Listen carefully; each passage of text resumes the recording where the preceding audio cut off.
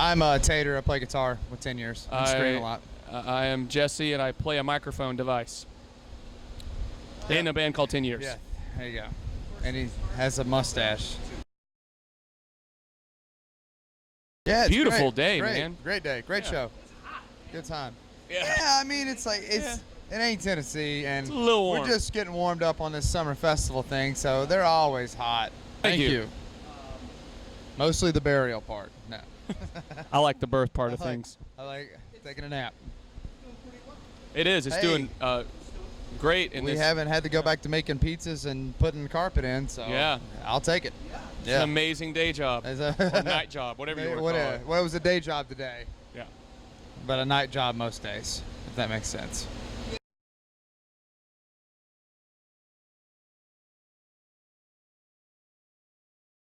Yeah, it probably will be. I'm over it.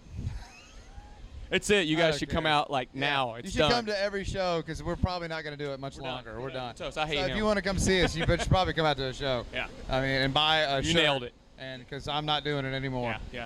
It's over. It's done. It's done. I'm quitting. I swear.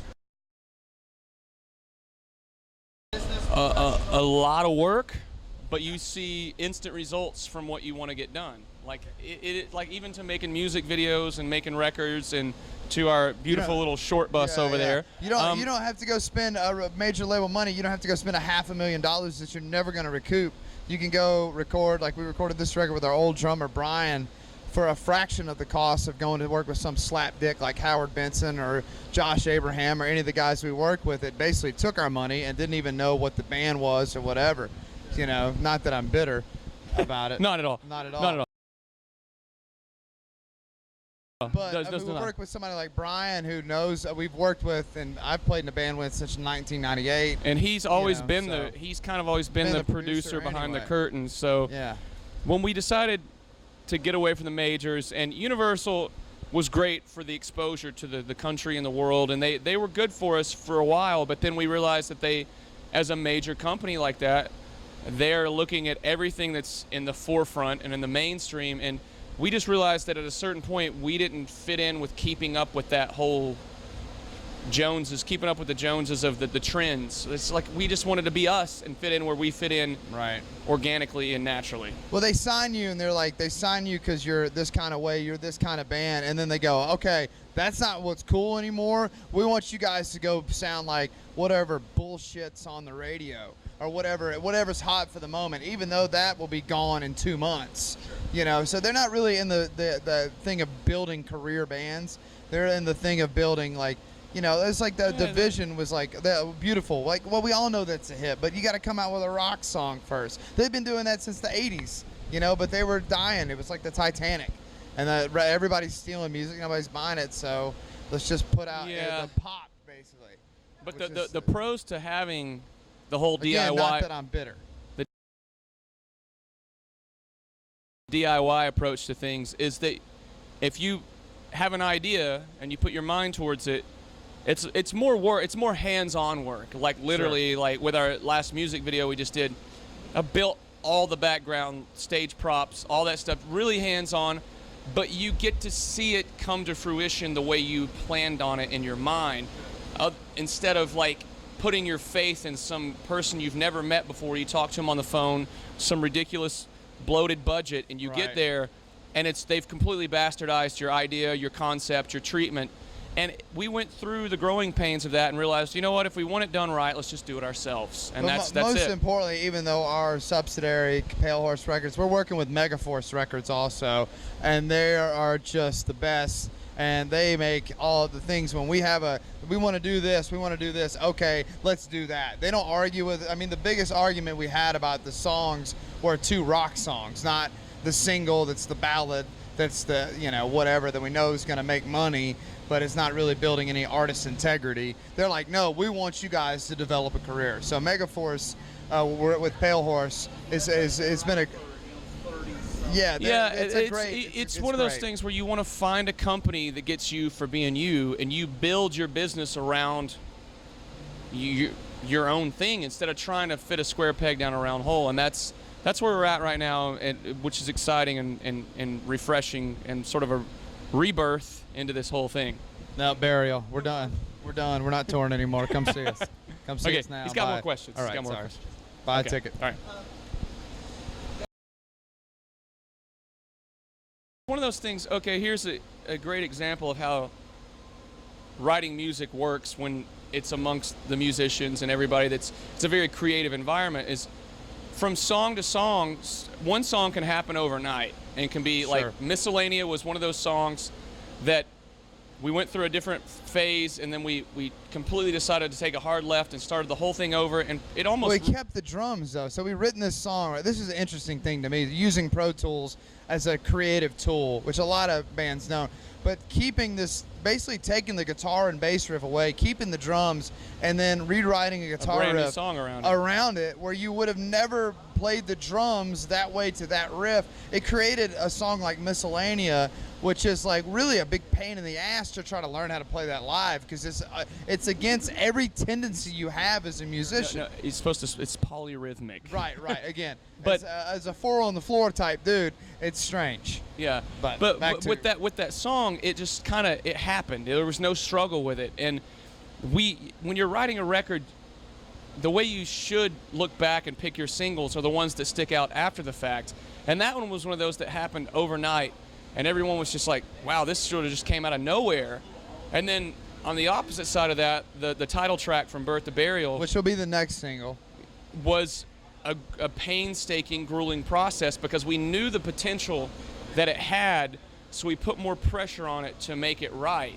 So it was two completely opposite creative environments for it, but both ended up being where we wanted them. And when it came to picking the first single, our hands were up. We wanted to be what was, I guess, the best first impression to represent this record, and both of them represent the record well. And we argued. I mean, but what a great argument to have with a record company of like, okay, we have two rockers, okay, and then sitting with Gabriella, our radio person, and a pretty lady, and just going, okay, me getting on the phone and arguing with her. I'm like, because I love Birth to Burial because it's not like a typical radio song, and I wanted a Miscellanea fits that format a little better, even though it's weird for a radio song, but it's still a little more in that vein.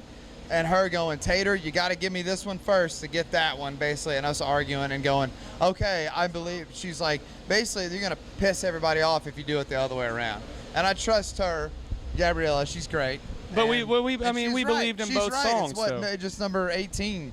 Right now. Yeah, I mean, she's right. Well, that's what we have them for, because our job is to write the music and sort of get fully immersed in that world and go on tour. To know how stuff is going to go across the stations and across the markets, that's really not our forte. That's her forte. That's their part of the company. I mean, we're the artists. That's even the argument we were having. Where they're like, we're the artists. You guys are the ones who figure out how to sell it, basically. Yeah, at the end of the day.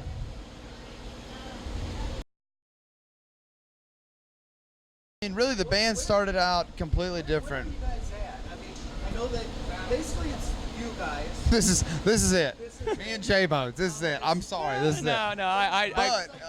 But we have our touring guys, and they're incredible. Without Ryan and Chad and Kyle, our touring guys, we wouldn't be able to go play. I mean, me and Jesse showing up to a venue with a loud guitar and me screaming and him singing, and that's it. Is nobody's gonna want to see that. Yeah. I mean, maybe it would get old quick. See, like the way I felt about it, because even the way we try to run our camp, from crew guys to band guys, we want everyone to feel like they're kind of on the same level of respect, because it makes life a lot easier when you treat everybody the same regardless of their title, you know? And if you can do that and there's no egos, it makes our little submarine go by a lot smoother. And over the years, really what it was is life and age and family, and the guys that started dropping off, family called them home, you know? Like this life out here on the road is... Yeah, they didn't want to do it anymore. It's not glamorous. People think it's like this glamorous life. It smells like farts and feet, and you get the ride. You're riding at night 8 hours. I mean, every trip on this has been 450 miles at night. We always got pretty good food, but not really they feed that hungry, us, but keep us we intoxicated. smell like bad. And you get on each other's nerves. I mean, it's like such a close, stressful environment.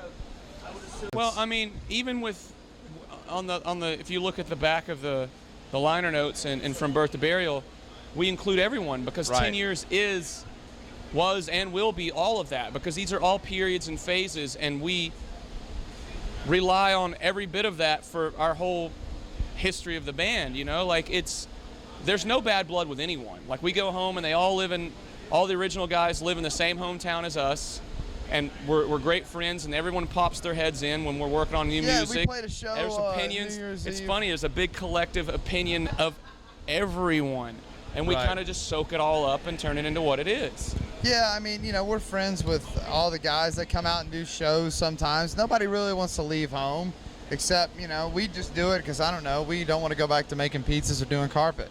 Oh, there's a lot of love. We're all friends. We all get Well, along. even like to say, the original guys, they'll pop in and play random shows. Yeah. They'll come out for like a couple days here and there. Right. And then these guys are the ones that put the grueling and grinding day in, day out work in. And Yeah, these I guys, mean- they don't have children and full-on families, so they have the ability to do that, because when and life... play great. I mean, the band sounds better now than I think we ever did with the old guys. No offense, old guys. I love you guys, but we just weren't as old as we are now. Like, I mean, we were a bunch of kids playing like punk rock, and like hearing back on it, and being like, ooh, and now like we're, almost mid-20s, so we're older now, mid-20s, and we'll go we're with that. older, and you learn your instrument better. We love everybody. It's not. man. I mean, we recorded the entire record in our hometown with Right. Brian in the studio that he built, And- and yeah. we recorded Minus the Machine in that one. And Right. the guys, everyone, when the album is being created, everyone has their ears open and everyone has their, Yeah, Lewis came by. And we Oh were yeah, recording. everybody. So it, I mean, And I ran it into is Matt like a and sat big with him and collective showed it, family, Yeah, it is. Yeah, I mean, it's years. It's a bunch of. We all grew up together, so we all thought each other was full of shit or whatever. Like, it's just brothers. It's brothers. I have two sons. It's the exact same thing. And now we're all old and tired, and we get along. What happens with age is you get older and you have different expectations out of life. And when you're young and you're hungry, you can deal with the grit and deal with the day in and day out. And then all of a sudden, girlfriends turn into wives, turn into children, turn into families. Turn it up. I'm sick of doing this. I just want to go. I mean, it really does. So Yeah. to have the success of like Metallica, where you can bring your entire family on tour with you. Or even Breaking Benjamin did Yeah, that. I mean, Ben did that. it's a We different just saw ballgame. him. Yeah. Yeah, Yeah, but I mean- it changes that. It does change it, but they also know that a lot of those guys, like Metallica in particular, it's legendary, and it's Yeah. going to go down in the history books for existence. And to be able to still be, oh Yeah. yeah, because there's with the Which was entertainment. kind of a bad idea. When I saw Lars up there whining about selling $2-3 million worth of art, I just, as a punk rock kid, I'm like, come on, man. And I love Metallica, but dude, why are you putting this in a movie, man? You got enough money. You don't need any more money. Well, I mean, it's just showing their Jeez. inner workings of their lives, Like, and it's. Well, it made them look like a bunch of whiny babies. I mean, to be honest with you, I love Metallica. I love Metallica. We saw them in Ireland. It was incredible. To me, I would never even want to be as big as Metallica. The trappings of your success, Like Michael to Jackson where your stuff. own identity, you have no free.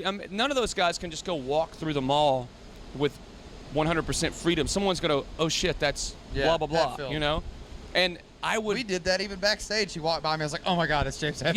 Yeah. So there's I'm something that frozen. messes with you internally if you're that person that everywhere you walk, people get that feeling, to where it's a great sacrifice that they give that people don't realize, because this entertainment business is all smoke and mirrors and bullshit, and we're all human beings, and when you put people on that high of a pedestal, it can mess them up.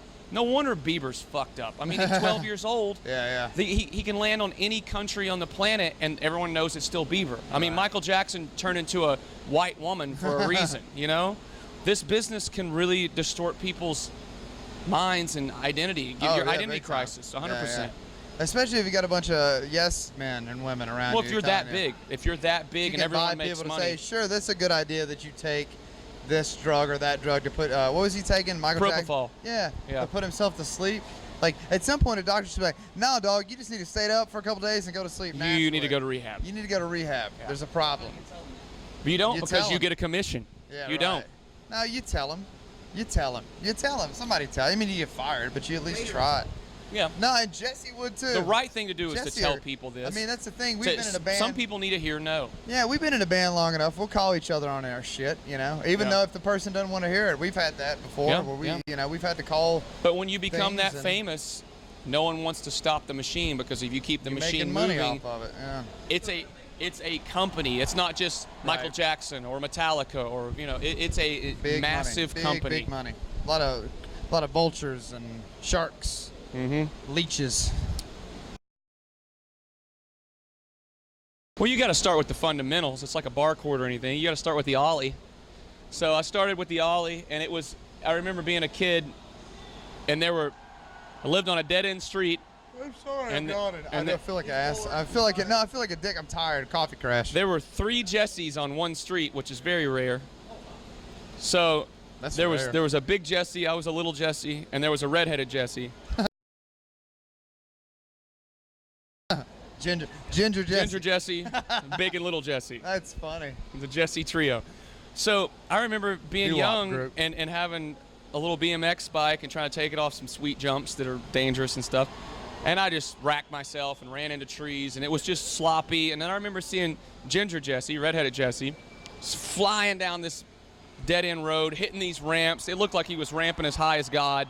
And me going, I want to do that. And it just many years later, it's like anything. If you really want to attain success or even skill set on any of that stuff, it takes time and dedication. And I remember at some point, I was probably late teens, early 20s, when skateboarding was like my thing. I was like, I'm going to go for it. I'm going to get sponsored by something. And then music came along. I was like, maybe this music thing, I could grow a little older doing this music thing, and it's just as cool. Yeah.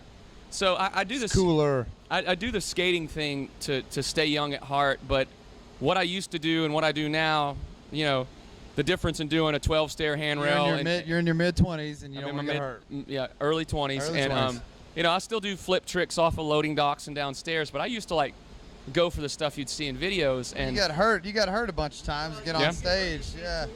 Right. Yeah. Or he'll tour. He'll just be in pain the whole time. That time you racked your shoulder real good. Yeah. Yeah. But I still love it, and I'll always love it. It's deep in me, like with anything. No, I mean, it's an impressive thing. I've seen him in the dead heat of the summer in Texas, guy out there, shirt off. I'm like, it's hot to even walk from the bus to the venue. And he's out there just skating. Just, Thank you, Ginger Jesse. Ginger Ginger Jesse. Jesse. I like it. We need a red wig. A red mullet. There you go. Red mullet. Come out There as you go. Ginger Jesse. Here's one for Tater. This is kind of a two-part. Well, there's two parts. Oh, great. There's one thing I love doing is long interviews. Is what? Long interviews. I'm just playing. You know that he makes them long. By the way. Yeah. You do too. You do too. Now, because I talk a lot, but now I'm not bitter. Not bitter. At all.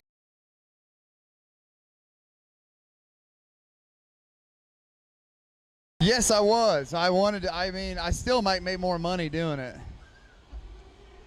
That being said, how did your folks? Well, my mom, she always wanted me to do that, and I always tell her I am. It's just a little different of a message, and we're not as judgy. So, I mean, if you really look at, the churches I grew up in, everybody's got their hands up and doing that. It's the same shit as a rock show. It's the same feeling. It's the same thing. They just sell it. Even the songs are the same. If you really break down music, there's only so many different patterns of notes you can do. So, do it now? It's the beer and the wheat. Yeah, that's it. You cannot allowed to do that, and we don't care. So at the school of the Church of Rock and Roll, we're not judgy like that. You want to have a drink and watch a rock and roll show and bang your head, more power to you. And so I always feel like that's what we're doing. I mean, those kids out there, when I saw my first show when I was 13, I felt saved. I felt like I was in my church, a punk rock show, Offspring and Rancid. I'll never forget it. I'm home. Absolutely. That was the feeling I had at 13 years old. And I go, I'm going to do that. I'm going to do what they're doing, because what they're doing is important. And then that's why I'm even on the right side of the stage and everything. There's that moment of, I call it being thunderstruck, where I knew my path, and that was it. And again, I would have probably done better in church, to be honest with you. But this is priceless, though. This is my church. This is the way I look at it. My wife's dad is a Presbyterian preacher at a big church back home. And I'm like, I don't think we're too far off from what we do. I just don't, I've never thought that. If you really get to the core of it. Oh man, Sucker Punch. that's tough because, like, you know, the first with the single was to keep them separated. It was like, and that was good. Actually, we did on a side note. This is why interviews go long with me, by the way. Memories. We did a festival. I still have the ticket from that Offspring Rancid show. I got it signed by Noodle, the whole band Offspring, and then we did a festival with them, and he was standing side stage before we did Shoot It Out. We do a jam, and I got to stand right in front of Noodles and go, and he just was like, yeah, and I was like, it was one of the coolest things ever. It messed up the whole jam, but it didn't matter because it was that cool. But there's a song called Genocide that's off of that first record, Smash. The Smash record, start to finish. But all those songs are just, and really what he's talking about, he's kind of preaching too. When I got older, I'm like, you know, his lyrics are like, you know, basically we're not the ones who created all these wars and all this. Like, he's really like getting into this, like, it's like very intelligent, not just, you know, stupid. Yeah, I bet. I mean, sure. So, yeah, and Rancid too. Like, you know, Rancid was another band. Lars Fredriksson, Stage Right. I'm like, I want to do that guy. I want to be that guy. That guy's the coolest punk rock dude I've ever seen. And it stuck with me, you know. On the acoustic tour, we do Lake of Fire, which is a Nirvana cover of Meat Puppets song. Yep. So a cover of a cover. Yep. Then we do Johnny Cash, Folsom Prison on the acoustic. And then sometimes we were doing Nirvana Breed, because Nirvana songs are easy. So it's like you really gotta. But when it comes to actually, for me to feel like to do a cover, and there's a difference between just playing one as a live moment. There's another thing in recording a cover. I think if you record a cover, it's cool to take something that's really obscure and turn it into your own. And that's, instead of just covering it verbatim, like to take something like a weird Radiohead song or something and turn and twist it around. Or that's just a lot of work, though. I just like but playing I love the idea of Way it is. recreating something through that. You know, it's cool. You give it like a rebirth with that.